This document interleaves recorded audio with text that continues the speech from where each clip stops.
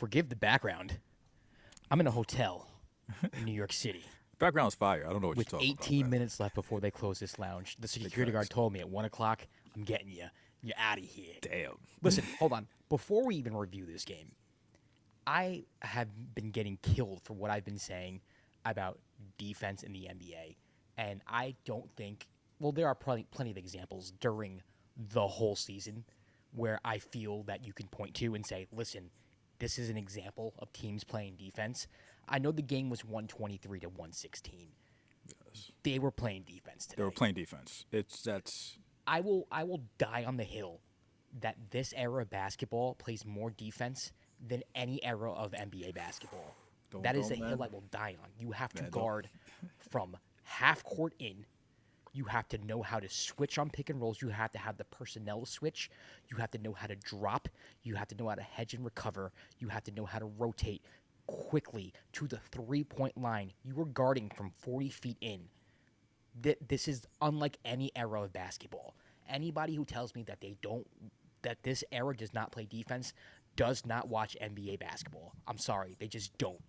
I These mean, they teams, just- both teams, and the Warriors played better defense. We'll get into that, but Yep. both teams were playing their ass off defensively today. And I just it think people blows my people mind pick that and people- choose. People pick and choose like when to make that argument, and they'll choose like really bad highlights of defense and be like, oh, and try to say that that's the whole NBA, Bro. which is never the case. Let's get into the box scores. The Warriors beat the Lakers 123-116. Steph had 37. Pods with an unbelievable first half had 28. Kuminga's back. He had 18. Solid game from him. LeBron with 33, 9 and 5. Austin Reeves had 31. Rory had 24. Luka was quiet today for the most part. But I'm going right back to the point that I was making. I was really impressed with how the Warriors played defense today. The Lakers' game plan was just coming out and picking on Steph Curry, putting Steph Curry in pick and roll situations. So they switch, get the mismatch, see what happens, see what we can do from there. And the Warriors' game plan was we're going to collapse on the lane. We're going to leave the corner open. That's the option we're going to give on the drive. But the Lakers rarely took it. And when the Lakers did take it, what the Warriors would do is they would send help from the nearest wing and they would rotate. And that's just how the game plan was. And the Lakers did not really take advantage of it. They were hot early, just like the Warriors. Like Pods was really hot early. Him and Moses Moody got off to a good start. But at the end of the day, man, I thought the Warriors defensively were really good today. Obviously, Pods got hot, and that's the reason why they had separation in the first half. Steph did his thing. I thought Steph, they would put Steph in the pick and roll situation so he get mismatched with Luka, and the times where Steph went at Luka into the paint, and beautiful. I think he settled for the three a lot in the second half, but for the most part, man, I thought a really well played game by both teams. The Lakers did go cold there in the first half, but I think a lot of it had to do with the fact that the Golden State Warriors just were like literally half court picking them up, ball pressure on every single possession, ball pressure. They were switching on everything. Rarely did they not switch. And the Lakers too. Lakers on the opposite end, they were switching on mostly everything on the split action. The Lakers did not give up a lot of split action, backdoor cuts to the Warriors this game. A lot of it was just kind of like, all right, both teams are just finding mismatches and seeing what they can do from there. And I think J.J. Redick put the ball in LeBron's hands too late in the game because that's when the Lakers really kind of got going at the end there. LeBron was able to kind of just will his way into the paint and make things happen instead of kind of just like the Lakers offense tiptoeing around.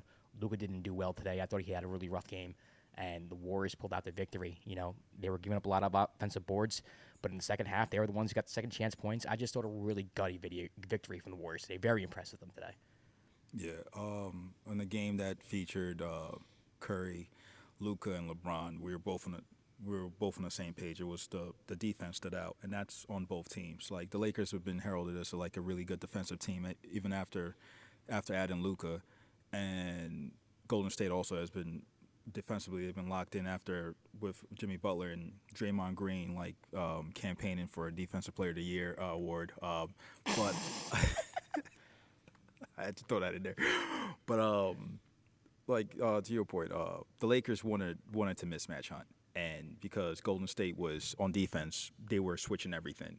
So early on, the Lakers mismatch hunt was either to go at Curry or go at Pods, and you usually would be like LeBron or Luka, just try to get him in the high post, Rui or Rui also, and like you said, the Golden State was sending help and leaving the corner open and rotating. So that was taking that away. On the Lakers side, they were switching everything and showing so much attention to Curry, like the whole game. This is the reason why the first like I think 12 points or whatever it was from Pods and Moody, because they weren't allowing Curry any like easy open looks, especially after how well he shot the previous game. And when we recap that, we're like, why was Memphis just dropping and allow him to shoot? Right. It's suicide.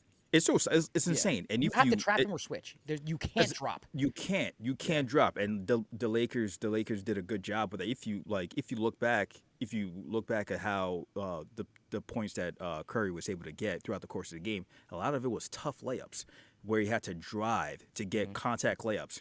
The threes he hit early on, the one I remember the first one he hit was like a 30-footer when he didn't even wait for the switch to happen. He kind of just took the shot right away when the screen was set.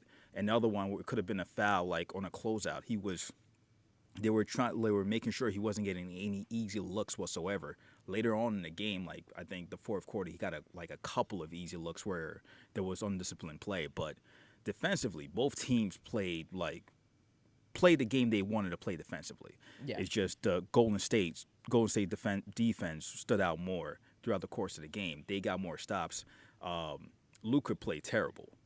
To me, he just played terrible. Like there are so many easy shots he missed, but that's also the defense he faced. There were so many easy shots he missed. He looked, I don't know if he's injured or whatever it was, but there was too many periods throughout the game where like he just would have like his hands on his knees trying to catch his breath and so on and so forth. And I mean, even Austin Reeves had, like 31, but a lot of those points came very it didn't late. feel like a 31. It didn't feel like 31. Yeah. It came late when he went on that barrage later on in the fourth Kevin quarter Harlan was having the time of his life, by the way. because it was just like good. That was like I think they said it did feel like an all-star game because it was like three bomb. It was ridiculous. And the one thing we talked about with Golden State was like they need somebody else to step up. Yeah. If they want to get to where they want to get. Today it was Pods. He went crazy. Like first half he went crazy. Second half he didn't do much. He didn't was do more much. consistent throughout the game. Yeah, and they got nothing from Butler offensively. Like Butler didn't even shoot the ball really. I mean, no. I mean, he kind of 4 for 7, like 10. 4 for 7, 11 points. And I don't think he played bad. He was just another dude out there. He wasn't what Jimmy Butler was to the Heat. He wasn't what Jimmy Butler was to the Bulls. But that's kind of the beauty of what Jimmy Butler has kind of brought to the table with this team. It's kind of like I fit in seamlessly. I'm one of the better defenders in the league, and if you need me to drop 25, I can do it for you. I just don't always have to. I was gonna say, but part of that had to do with the Lakers' defense because there were a bunch of times the play they Golden State like to go to is when Jimmy Butler gets deep in the post and they lob the ball over, and Lakers took that away so many times. A couple of times he was able to get a couple of easy what did he have? Like he was 4 for 7. Yeah.